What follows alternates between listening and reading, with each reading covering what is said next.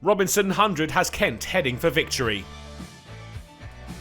Middlesex are making the most of their final game.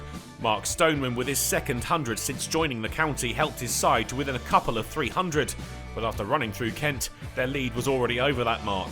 Top spot in Division 3, up for grabs for the winner. John Simpson and Luke Holman were the incumbents in the middle and soon made sure that they ticked the score over to 300. Holman, though, didn't get much further than that, holing out for 29, caught by Gilchrist off O'Riordan. Roland Jones's stay would be brief. He flashed hard at Milnes, only to be well held in the slips by Jack Leaning. They were down to Bamber and Murtagh, but the final wicket pairing showed their worth. They hit back at the Kent bowlers. 350 up under their watch, the lead building to quite an imposing figure. Bamber was especially effective. 4 boundaries from his blade helped them to an advantage of 373. That's where he fell, looking for another big shot, bowled middle stump by Milnes, who finished with 5 for 87. Stoneman's knock had been another to relish for Middlesex and provided his team a platform on which they'd built quite an impressive lead. Kent had struggled to generate momentum with the ball, Milnes their most effective bowler. And their difficult task was made even harder early on when Jordan Cox fell for 1 to Tim Murtagh. Crawley and Bell Drummond had to survive a couple of scares before the break, but they found the boundary too and took the score up to 35. That's where they headed in for lunch.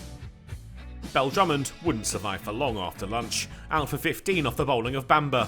Leaning joined Crawley and watched on as the captain brought up the 50. Their partnership, though, could only take the score as far as 69 when Leaning was trapped in front by Anderson. Robinson was the next man in and started well. 3 boundaries helped his side towards 100. The captain took them to 3 figures with a single off Roland Jones, a good knock from the skipper, and he was closing in on 50. Roland Jones, though, prevented him from getting there, out-trapped in front for 47. Kent's strongest route of resistance so far sent packing. They could have had Robinson too, but the tough chance was shelled at first slip off Holman. The Kent keeper took full advantage of the life afforded to him. He and Mayeye picked up the baton and headed towards tea. He had 50 for his trouble, scored with a single off Robson, the milestone reached off 69 balls. And they were still together at the break, 226 more required, with 6 wickets in hand.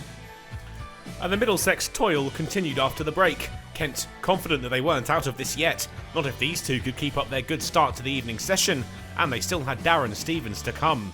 No bowler was safe, Mayeye found boundary after boundary. Robinson too was building on his good effort so far.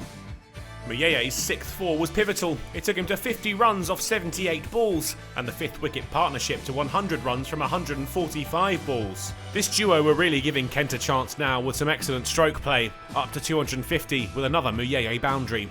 Their stand was worth 150 runs too. 3 runs from Robinson took them to that mark.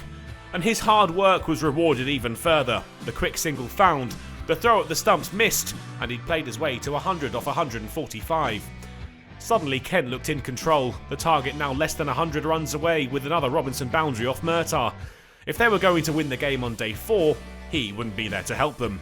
His wicket was the final action. He was out for 112, caught behind off the Middlesex veteran, his disappointment clear to see. Despite the late drama, Kent still have 5 wickets in hand heading into the final day of the season, and just 98 runs left to get. There's still plenty of batting to come, including Darren Stevens, but Middlesex's bowlers just need a small opening and the tables could turn. Whatever happens, it's set to be a fascinating culmination to the campaign.